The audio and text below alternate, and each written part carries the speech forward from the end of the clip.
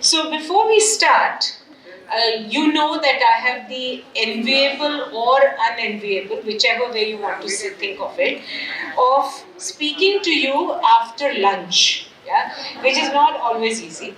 So let me begin by getting to know a little bit more about all of you who have been sitting so patiently and so quietly and so engaged through the entire morning. So I'm just going to ask a few questions and I'm going to request people who answer that question to raise their hand and maybe we will have a short interaction. So let me ask the question, who has traveled more than 1,000 kilometers to get here? More than 1,000 kilometers to get here? No? None? All of you are within 1,000-kilometer radius? Is that what you're telling us? Okay, good. Okay, who runs a school or university which has more than 10,000 students? Okay, 8,000? 5,000? 4,000? 3? Excellent. So you run the largest institution in this group. Which institution?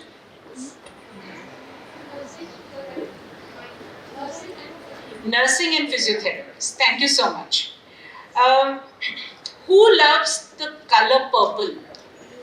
Yeah, we have 1, 2, 3, 4, 5, 6, okay, 7, 8, 9. There's light on my face, so I cannot count exactly. I can see 10, 11. Okay, so lots of people who like color purple. How many of you like color yellow? You like both? All colors, no? Most, come on. Okay, we have 1, 2, 3, 4, 5, 6, 7, 8. Okay, we have some more people who also like color yellow. Okay, who in this room has never fallen in love?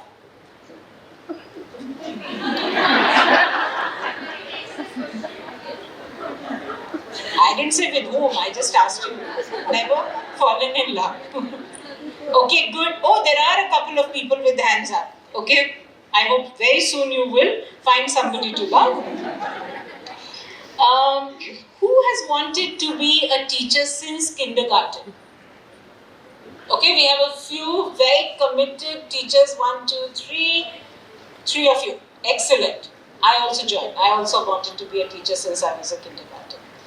Who in this room does not like golgappas? Puchka, golgappa, pani puri, whatever you call it in whichever part of the country, you don't like that. Everyone loves golgappas. With hands, without hands, all of that. Okay, lovely. So we have, as you can see, all kinds of people in the room, and hopefully you are a little more awake thinking of what next question will I ask you. Which one should I ask you? Who in this room is, you contribute a question. Who in this room, you know, in management parlance, in our parlance, there is a word called DINK. It's not a word, it's an acronym. Double income, no kids. Who is a DINK in this room? Yeah, we have one. Excellent. All right. And who is a SINK in this room? Single income, no kids. Okay, we have one. All right. Okay, so lots of people who have kids, lots of people who have double and single incomes, and we have all kinds of people. All right. So I guess I can now start what I'm going to share about. I will say that we can start the presentation. Yeah. I'm going to talk about this topic, leadership and building teams in higher education, from the perspective of the fact that I was thrown into running a university completely unprepared. And it was a university for which I did not have, it wasn't just one more university. Yeah, it had to be different because it was named Delhi Skill and Entrepreneurship University. As far as we know, there has been no such template that I could copy or follow. So definitely, part of my job was to think about what should this university have. So that was one thing I was thinking about. I'm going to talk from that perspective. I'm also going to talk from the perspective of the fact that I have been a professor for more than 30 years, and I have been in the space of higher education both as somebody who contributes to it and thinks about it. And thirdly, I'm also going to speak from the perspective of the fact that I have been part of school leadership program for the last almost 28 years. Yeah, and I think I don't ever count. I have some colleagues now who say, well, I've trained X number of people or X number of entrepreneurs and so on and so forth. But if I were to do a very quick back of the envelope calculation, I think I might have in my last 28 years at least touched more than 5,000 educators. Yeah? So from that entire perspective, I would like to share some of my own learning. Now, DSCU, which I will talk about a little bit. I'm not. Please do not see me as selling myself, but this was very, very significant experience in my life because not only was I asked to set up a university with almost no blueprint, but I was also told that the university had to be designed to cater to 1 lakh students. Right? So whether we started with 1 lakh or not, it doesn't matter, but it had to be designed, it had to address 1 lakh students. It also had to have, from the beginning, the capacity to reach out to all walks of life, not just the ones who get 99.9% in their class 12 and so on and so forth. So it had to be able to address that. So finally, and also, I think DSU was the first university which was NEP born, right? We were born along with NEP in a certain way. So we also had a lot of interesting things that we could do along with NEP. So as we started, the university was set up in August 2020. I joined the university on 8th October 2020 with just a board of management, some 6 people, one registrar who was 1/3 available to the university, and he was 2/3 available to some other 2 universities, and with 4 education fellows who were all average age of 24. Right, that was the team that I had to set up. Yeah, and in less than 3 months' time, there were 10 World Skills Centers that were transferred to us. So this was infrastructure that was transferred to us. These were centers that have been built with partnership with Singapore for world-class skill training. But by the time I joined, this was, as you know, in the middle of COVID, these institutes had no students, had some faculty who did think that they were all called master trainers, and there was some course material that was available which was fairly outdated. And of course, in another 3 months, 10 polytechnics were transferred to us, and in another month, the one engineering college and one technical tool engineering college was transferred to us. So in a way, with this my little team, we had now we were the largest university in Delhi already because we had the most infrastructure, of course, spread out all across Delhi, places that I didn't even know existed on the map. So one of the things I did first is draw a map, put bindis everywhere, that this is where the institutes are. And And when I really started to visit the institutes after the second horrid wave of COVID, also realized that these institutes that were given to us, many of them were in really, really, really bad physical infrastructure. Which means many of them, like there were institutes that had been set up since 1965, and for the last 10 years there had been no drinking water in the institute. Yeah, no drinking water.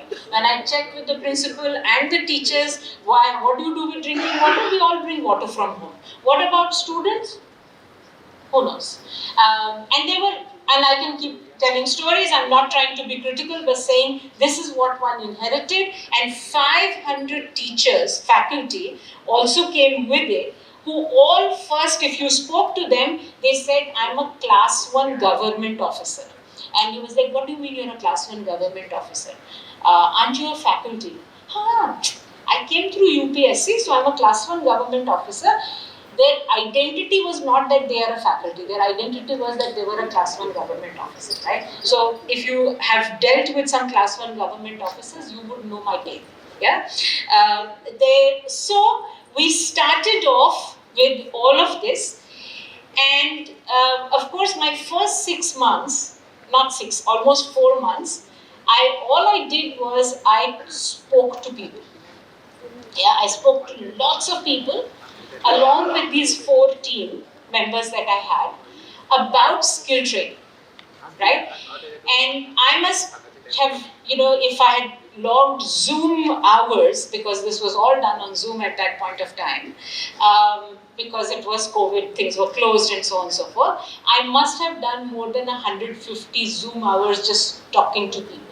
Anyone who said I'm available to talk at 7 in the morning, I was talking to them at 7 in the morning. If they said they were available only at 9, I was willing to speak to them at 9, because I wanted to understand what the skill landscape was and what is it that I really needed to do if I wanted to create a skill university. And cutting a long story short, in the first year of our opening our doors, which is October 2021, we actually admitted 5,500 students. We had 12 new graduate courses, bachelor's courses, many of them that did not exist in the country. Yeah? And most of these courses were developed 50% with the industry as an advisor and faculty as advisors, and faculty across the country as advisors. And in the next 1 year, with the 5,000 plus students that we admitted, we also started 5 programs that took the university outside its gates. Because that was one of the design principles that we set up, that the university would not only be limited to what happens inside the gates of the university, we will also reach out, because we were a skill and entrepreneurship university, we would also reach out to the people who would find it very intimidating to come into the university. So we would do that, and we started 5 such programs. And I think what I'm saying is that all of this done with a really, really small core team. And if from that, I'm just going to say that all of us, who are sitting here, would recognize that I didn't do all of it. Even though I had a small team, I had a really core team, I didn't do all of it. I couldn't have done all of it. It's impossible, right? We were very fortunate to have a project management unit in the name of, from one of the big four consulting, who were helping us to, do all the legwork and the data work and so on and so forth. But we were also very fortunate to I was very clear from the very beginning that, if this is all what we wanted to do, that is deliver value to students, to help students to learn, right? To remain relevant, to keep knowledge creators motivated, to help knowledge creators to also be knowledge disseminators and learners, and to create an environment of joyfulness, seriousness, and integrity. And this I'm not just saying for DSU, but this I would say for any educational institution, school, college, notwithstanding wherever we are talking about. I'm sure you would not disagree with me that this is not the job of one person. Yeah, it requires or even a group of disconnected people, right? Who come in the morning, take their 2 classes and go away. You can't build an environment of this through such a group. You need a team. You need people to believe that they are working towards what they need to work on. And as I sat back and reflected as to what may have worked for me, and what I had learned from the leaders such as Dr. Ravi Mathai, who was the first director of IIM Ahmedabad, and subsequent leaders of IIM Ahmedabad, I come up with this. Before I do that, I'll share this one little thing, that we also have to realize that the faculty is a special animal. Yeah, we are a special animal, and I include myself in it. Right? We are a special animal because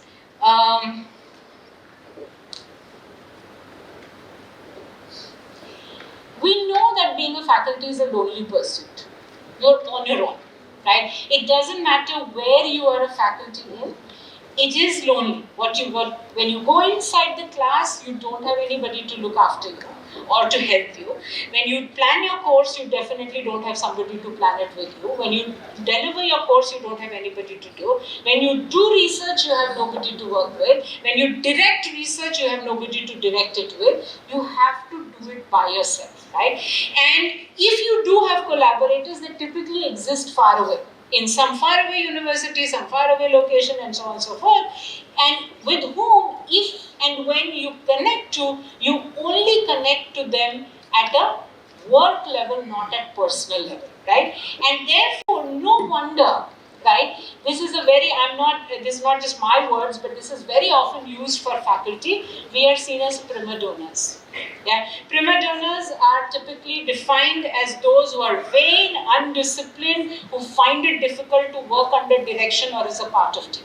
Right? If you are a good faculty, you are the best prima donna. Right? That is typically what is the norm. And then and faculty do not typically need to work in teams at all. Yeah, we can actually be, and they do not want to be told, right? If any person in my institute will call me and tell me you do this, I will say then you do it. Why should you tell me, right? It's a very common behavior, right? So in that context, I think as administrators, as leaders, as people who possibly want teams to be built, because that is also an inevitability, and I've already shown that, we need to create as leaders opportunities for people to work together. Yeah. See, I am an OB professor, right? And therefore I get invited by a lot of companies to do team building.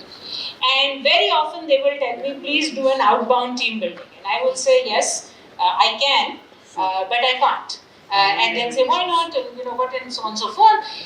The most important thing is that it doesn't work, because it's so outside of the field that when you come back to the organization, you don't become a team because you climbed a mountain with somebody and had a risk and so on and so forth. It doesn't work.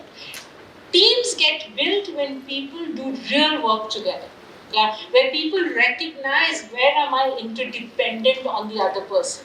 What can I call the person for? What can I trust this person for? What can I do it? Which means we will have to create opportunities for people to work together. Which means we recognize that faculty typically are prima donnas, they want to work on their own, and maybe organized institutions actually love prima donnas because they create so much value, but at the end of the day, if I really want to create something that is going to sustain and be excellent, then as a leader, I will have to start thinking of what can they do together, off and on, not every day, which will help them to bond, know each other, and form a team. Right? So I think Professor Maitri had mentioned that as a leader, you have the ability to assign roles, right? You can even go further. As a leader, you have the ability to sometimes design tasks which will allow people to work together. Right? So for example, I don't know how many of you from MGM are here, but more than possibly what you create as a conference, you also create social equity among faculty because you work together. Right? You work nights, you work days, do something, it creates a social equity. And I think it's important for as a leader to figure out how people will spend time around their work, right? Again, very often I consult for a university right now, and I said, I was there day before yesterday, and I said, well, I'd like to meet some of your faculty. And they said, you have to give us a month's notice before you can meet our faculty. Why do I need a month's notice to meet your faculty? Because they all, work from home. And work from home is work from anywhere in the world. So they basically don't come into the university. What kind of a university is? What do students learn? So they have a faculty who comes in, who teaches, goes away, not there for office hours, not there hanging around. Students don't see them hanging around. They don't see them talking to each other. They don't see... so there's nothing to role model. So I think while work from home is great, while everybody needs flexibility and must have, but old wisdom, for people to work together, they need to see each other. They need to hang out with each other. And not just socially, but at work, right? Because that's what really makes a difference. And the last one, oh, I'm sorry, you're not seeing all this. I'm seeing all this. Sometimes it works, sometimes it doesn't.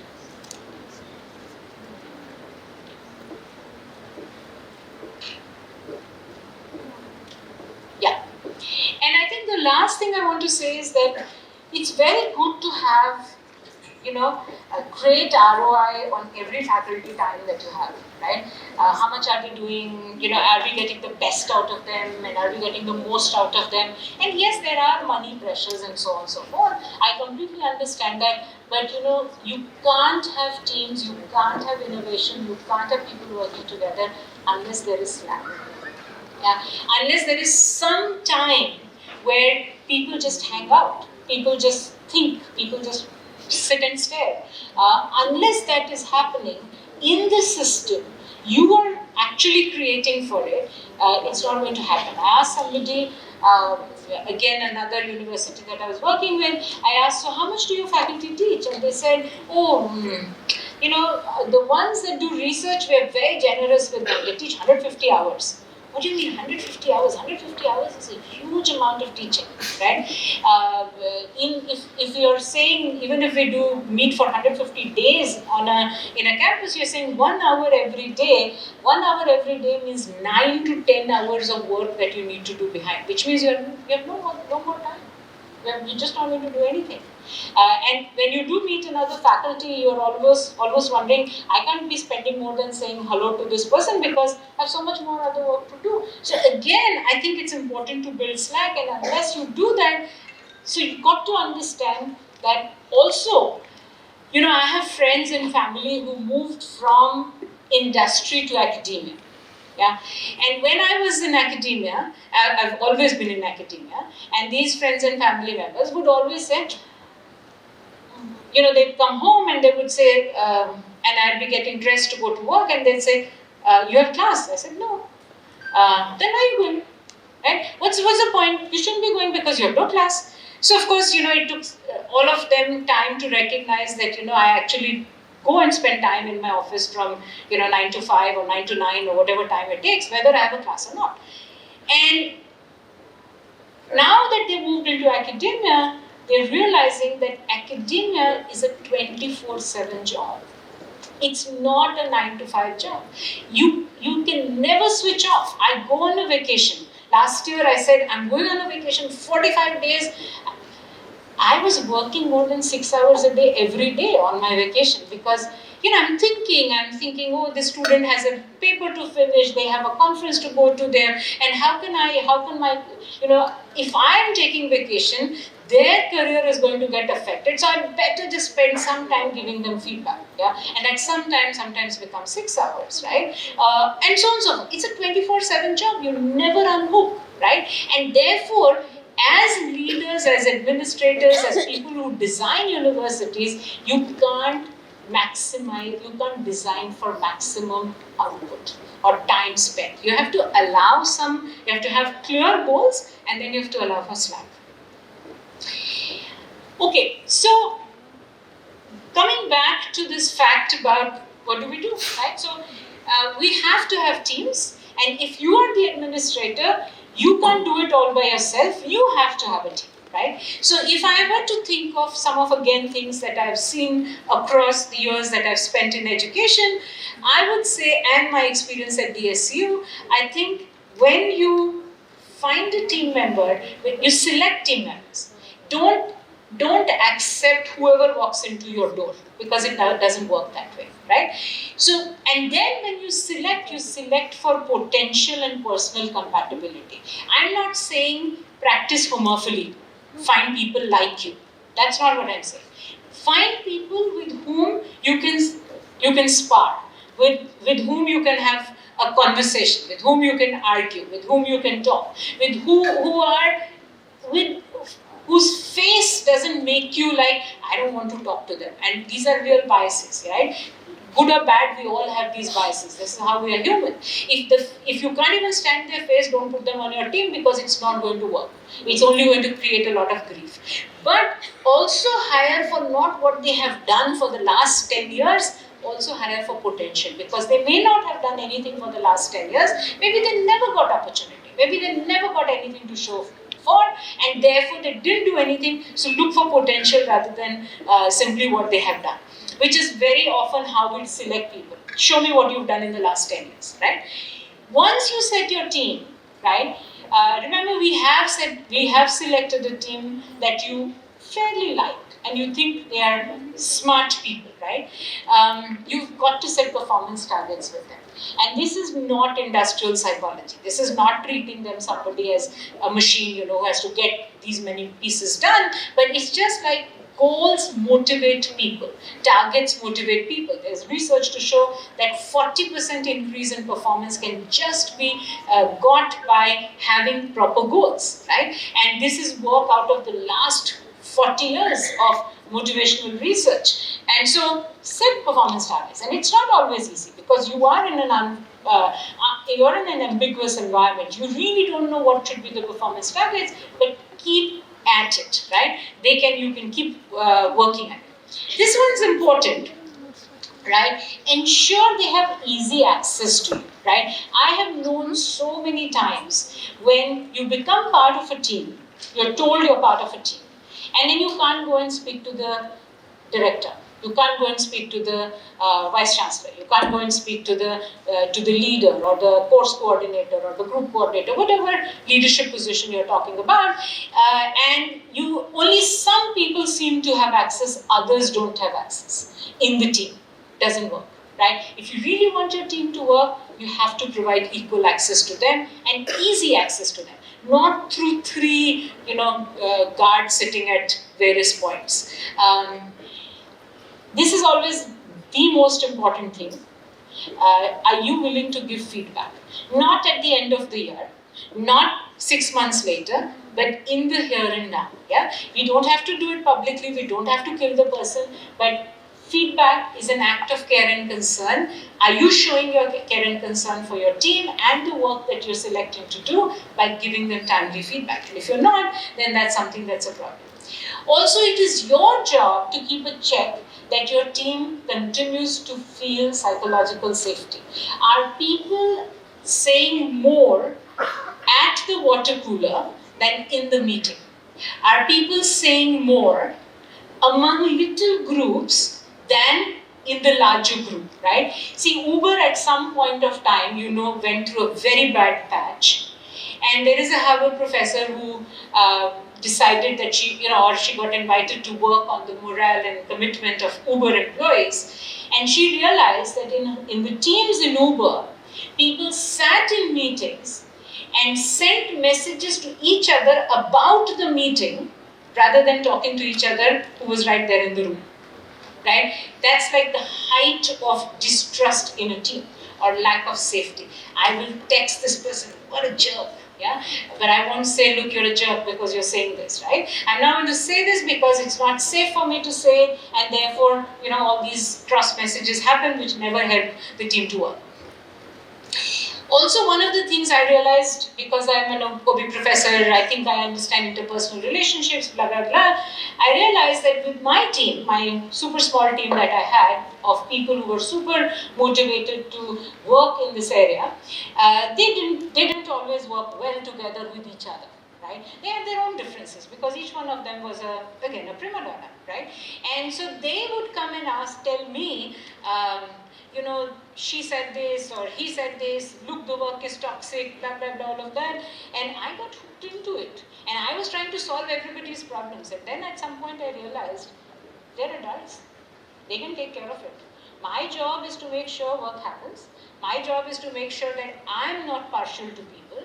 My job is to tell them that you are adults, you manage it. Work cannot suffer. Whether you go out for a party on Friday evening with them or not is not my problem. Yeah? But work has to get done. You are an adult, you take care of all your emotional conflicts, but at the same time, if you think there is something that's happening at the group level which is making it unsafe, then it's my responsibility to do. Interpersonally, not my responsibility. It's freed up a lot of my time. When you become a leader, there is a lot of time, it's an emotional job, right? You're always, emotions are heightened. And the first time you lose your temper, let us say, yeah, you just get angry and you have a meltdown and you shout at somebody. I remember the first time that happened to me in my role as a VC. That whole day I walked around feeling really terrible because that's not who I am. I don't think I shout at people. I don't think I lose my temper, blah, blah, blah, all of that. And there were a few people who asked me, what's wrong with you? Yeah, my same team. And I said, I'm feeling very bad because I shouted at them and that's not okay. And they said, ma'am, nahi acha hua. You need to shout at somebody. It's okay, you can, right? There was so much license for bad behavior when you're a leader. Yeah? And if you take that license, you're not going to be a leader that people will like. And you will get the team to do the work. So don't take that license, yeah? Keep the emotions in check, and there are certain ways in which we have to still behave. And I think this was also said by Dr. Maitri, you have to role model what you expect of them. If you want a quick turnaround, things cannot sit on your table for 5 days. Yeah, if you want somebody to respond to a call from the minister in 30 minutes flat, you can't not respond to calls for 5 days or 2 hours even. So you've got to role model it what you expect. When they see you doing it, there is a certain change in behavior that happens. I also realized that one of the other things is that when you're the leader, a lot of people come and tell you things, yeah, and of course you listen, you hear, you listen. My advice and this is not just from my work at DSU, as my work in working with many kinds of leaders, is that it's important to realize that just when you listen, some problems get solved. You don't have to be the problem solver. Just listen. Yeah? And listen authentically. That itself solves problems. Right? A lot of people will come and tell you, especially when you're in a position of power, as was shared with us, that power changes something in our brain, in our chemistry. Actually, people will come and tell you, your wish is our command. Never fall for it. Yeah? Your wish cannot be their command. Their wish has to be their command, and the moment you start accepting that your wish is our command, you stop getting new ideas from people because they're looking up to you. You tell them what to do, right? You've got to use a consistent decision criteria, right? There are multiple decisions that need to be made. At least at DSU, we had to make, I think I must have made on a day, sometimes 20 decisions. Not easy. And I realized that, I had to use a criteria. And my criteria was, and I made it very obvious to everyone, and I said, and then it slowly percolated down to everyone in the decision tree, that is it good for the students? Whatever you're telling me, whatever you're asking me to decide, is it good for the students? And if the answer is yes, then let's engage with it, let's look at it. If it's not good for the students, let's keep it aside. Yeah? Whether it was an MIS decision, whether it was an ERP decision, whether it was an infrastructure decision, whether it was a curriculum decision, whether it was whether we should have exams in this way or that way, assessment in this way or that way, for everything that came to my door or to my desk, I would say, I would verbalize it. What do you think it is for the students? And what I realized, and the registrar, the various principals of different campuses also started asking that question, because that became our criteria, right? In hindsight, it seems very easy. At that time, it didn't come. It just didn't come. It evolved over time. Also, a lot of people will try to be overly obsequious to you. Namaste, namaste. Discourage it without being disrespectful, right? Because again, obsequiousness leads to not being able to ask difficult questions. Yeah? You would rather have somebody being rude and ask a question than being really polite and asking all the questions at the water cooler. Doesn't work. Share what you would like to see or do. Of course, because you are the leader, you have some view about how things have to be, but don't make it that the only way to do it, right? Ask other people how they would, whether it sits right with them. And if you give enough times, you're okay when somebody disagrees, it becomes a habit. If when they disagree, you lose your temper, then it's just a rhetoric. What do you think? Whatever you think, man, yeah, is the answer that comes back. And I think every time you have to learn to empower decision making at the level that it is supposed to be, and don't take over, right? People will want you to take over. People will want you to take those decisions, but the moment you start to take those decisions, they stop taking it, and you are overburdened in making wrong decisions. In the school programs that I do, my first activity that I do is I ask people to draw what they think is the role of a school principal. Yeah? And of course everybody is very uncomfortable. What do you mean draw? How can I draw a school principal? And I say, it doesn't matter, draw. And in all the years that I've been working with groups of school principals, the most common symbol is that of sun. The principal is like the sun. Yeah? The principal is like the 8-armed goddess. The principal is, and I can go on, right? The fact is, principals, leaders, educational leaders really start to think about themselves as the center of the universe. Yeah? And the sun is a very dangerous symbol because nobody can get close to you. You'll burn them. You are the source of energy. You're everything. Yeah? And as a result, and then, the second thing I ask them is, how do you feel about your job? Oh, we're so overworked. Of course you're overworked. You're sun. Yeah? S-O-N and S-U-N. Doesn't matter. So that's something we have to think about. Okay.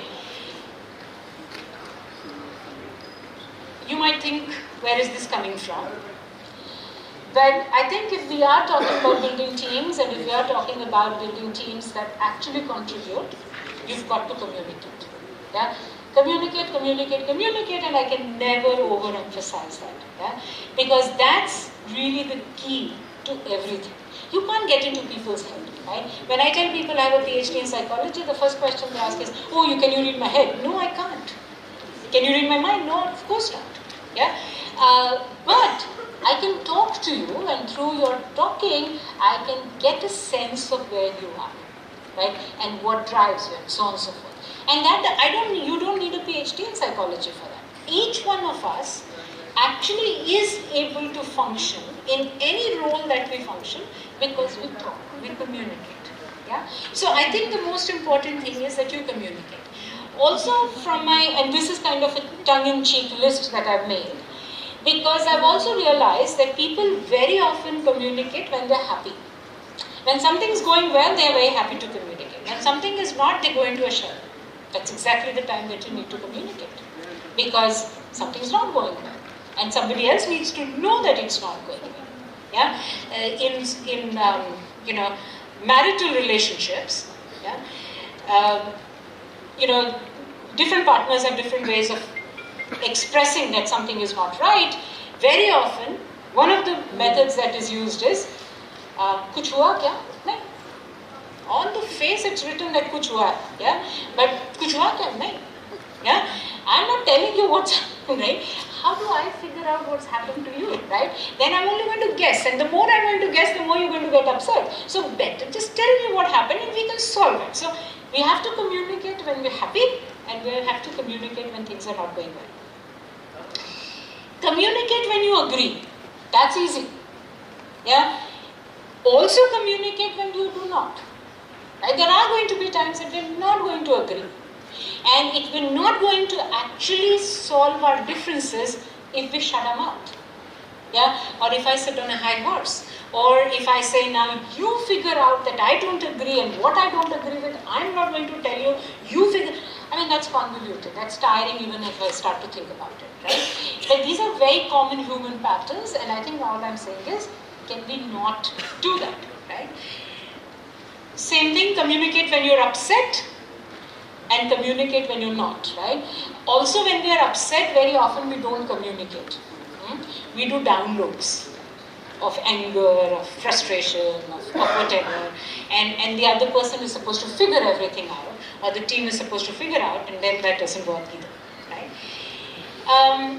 Communicate when you're about to bring a change. Changes, nobody likes surprises. We all like changes. It's not true that we don't like changes. In fact, we constantly change and we constantly adopt changes. So communicate when you want to bring a change, and communicate also when people begin to resist it. Yeah, I have done at least 3 very large change projects for educational and corporates.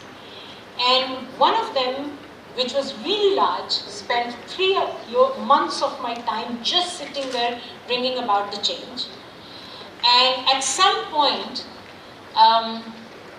the owners of that institute developed cold feet. So they were the ones who had called me, they were the ones who had worked hard with me, and then at some point they developed cold feet. And when they developed cold feet, and they stopped communicating with me, I also stopped communicating. Much younger. Yeah, learnt my lesson. Didn't help anyone better. Yeah, all the work went down the road. Everybody who had a hope that things would improve, didn't work out. And at the end of the day, money, time, effort, goodwill, hope, optimism, everything got quashed. Yeah, and I would say I was fairly responsible for it, because when the owners were happy and they were with me, I was gung-ho, I was working. And when they stopped being happy and they stopped communicating with me, I also withdrew. That's not how bridges get built. Yeah, bridges get built when you start to talk when it is difficult to talk. And that's something that I learned. Communicate when you just want to shut up. There are days when you're like, and times when you're like, I'm not going to say a word more. Right? It's a good signal for you to open your mouth.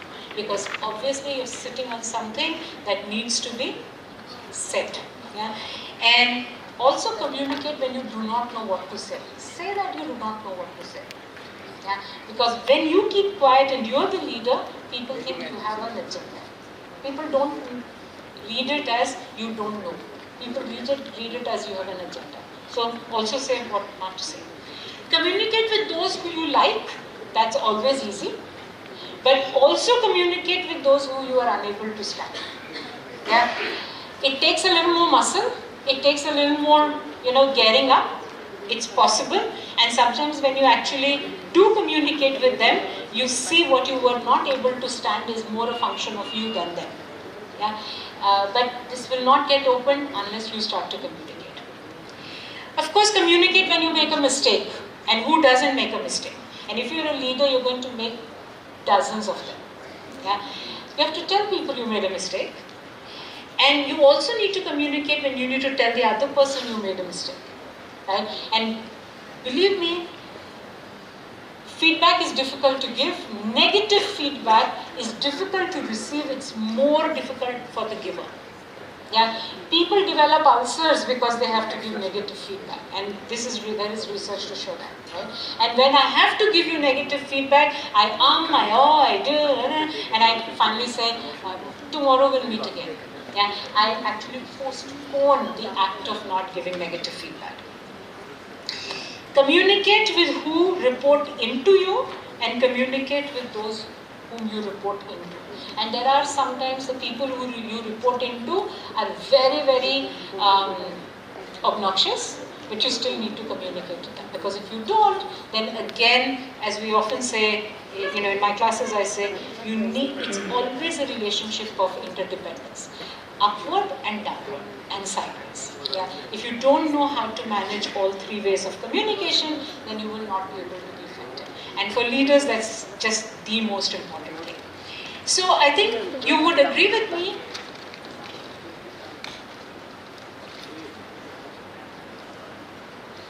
Yes? And I'm sure we've all been around such leaders, right? For whom, before you go to meet them, you actually have to build the muscle of "Aaj main kuch nahi bolungi." Yeah? Because what's there to say, right? Hopefully, that's not what we want to do. Last one slide, and then I will stop. I think what I'm saying is that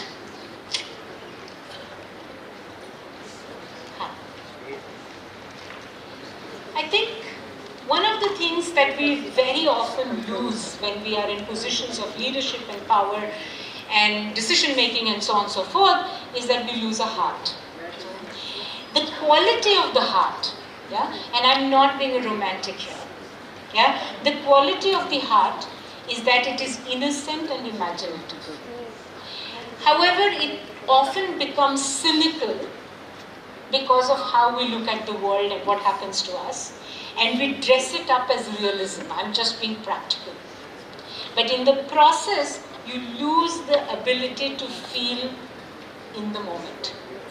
The quality of the heart is to be curious and doubt, both at the same time.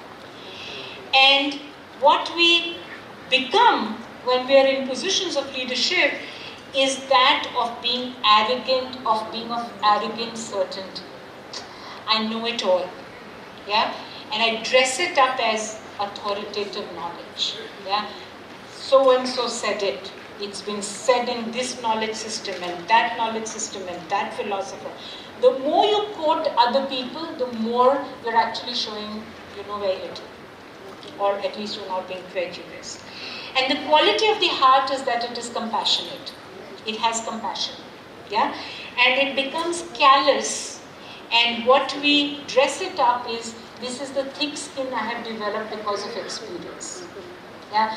If anyone in this room sitting here will tell me that I don't feel compassion, or I'm not curious at all, and I've never doubted, I've never had the self-imposter syndrome, I've never felt, wow, what the world can look like, all I'm going to say is, it's not who you are today, but maybe world's, the life of hard knocks has taught you and you've ended up becoming this. So is it possible to go back to that quality of the heart? Yeah.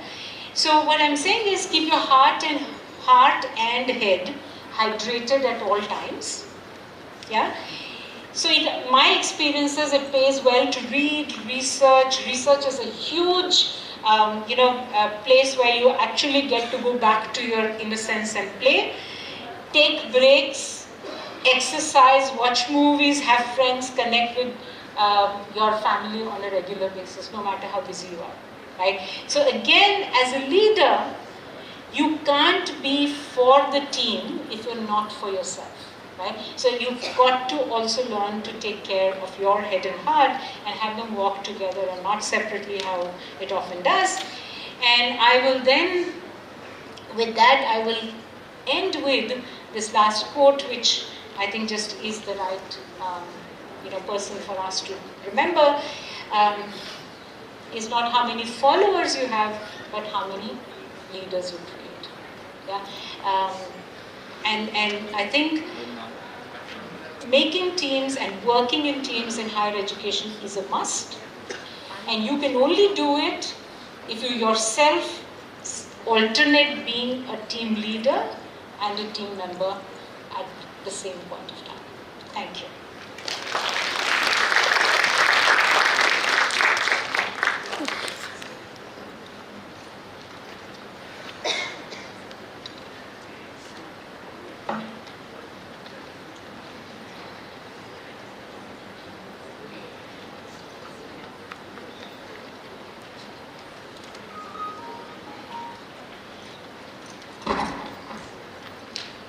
Okay, somebody is very curious as to why I started with the questions I started with, color purple,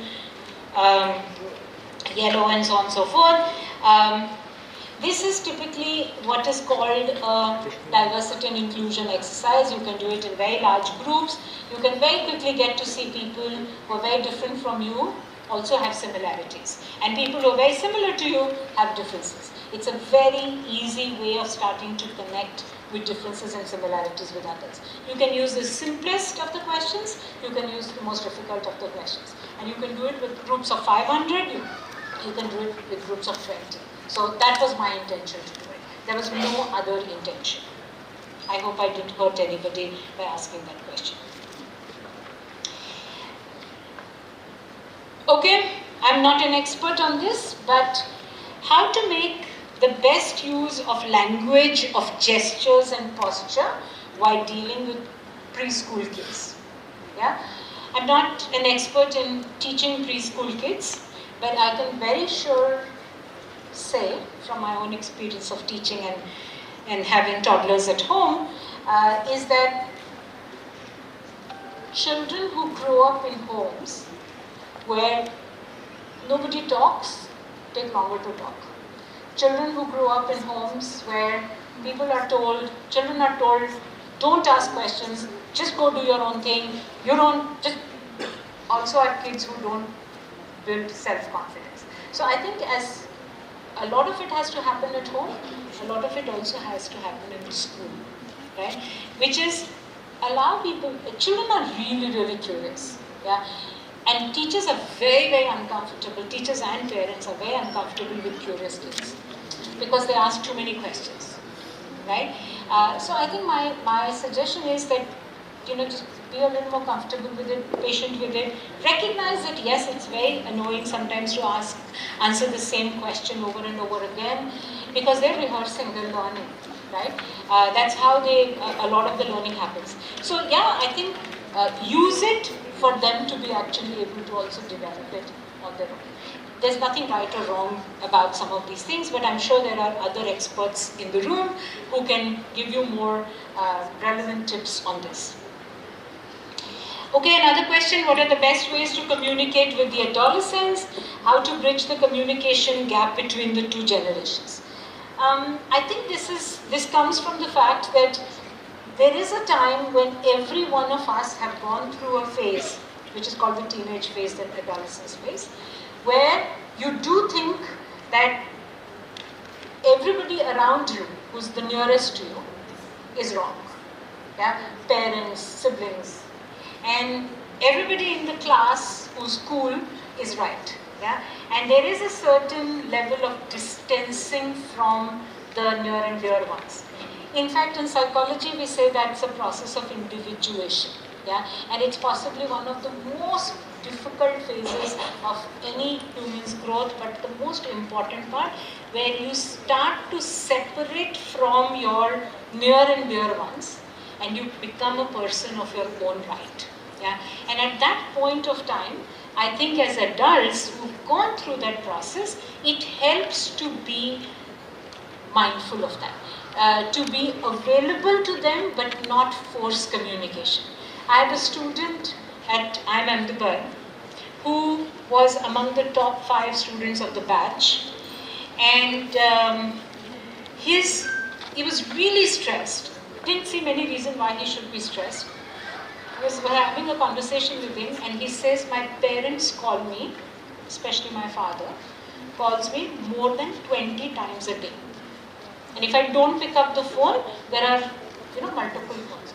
20 times a day means he's calling him every almost 20 minutes. What do you have to talk for every 20 minutes? Let the boy be. He's not even a boy, he's an adult. Yeah, maybe they were anxious. They were very worried that he would join placement because they had a huge family business. They didn't want him to join placement, and they wanted him to join the family business. And because he was doing so well, they were very sure that lots of companies were interested in him, and therefore their way of controlling him was to call him every 20 minutes. Give space. That's horrible for a child. Yeah? So again, I think the best way to communicate sometimes with adolescents is to maintain a certain level of distance. Yeah? Is to maybe communicate a little less even though you're really anxious about it. But I'm not an expert. What should be the qualities of good leadership, and how should they care for their employees?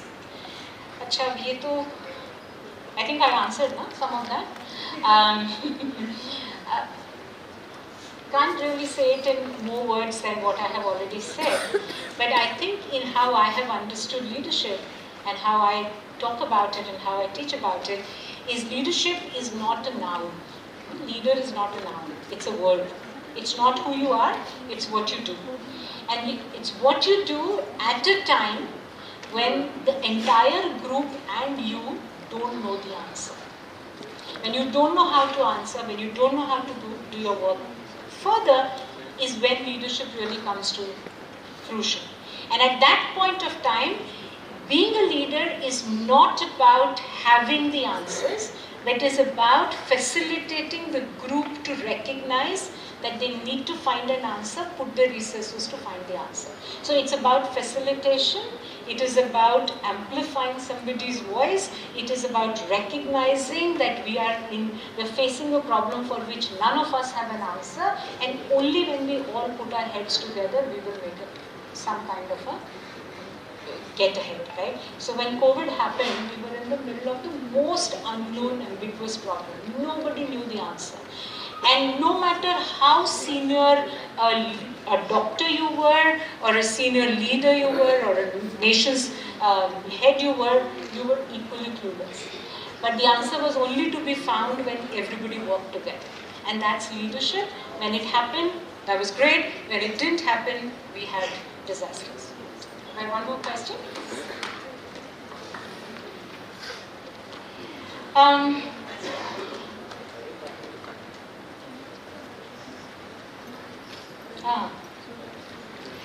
All right. This is a tough one. It's not always easy. The question is how to deal with miscommunication amongst your peers, especially when you are taken for granted because you are approachable.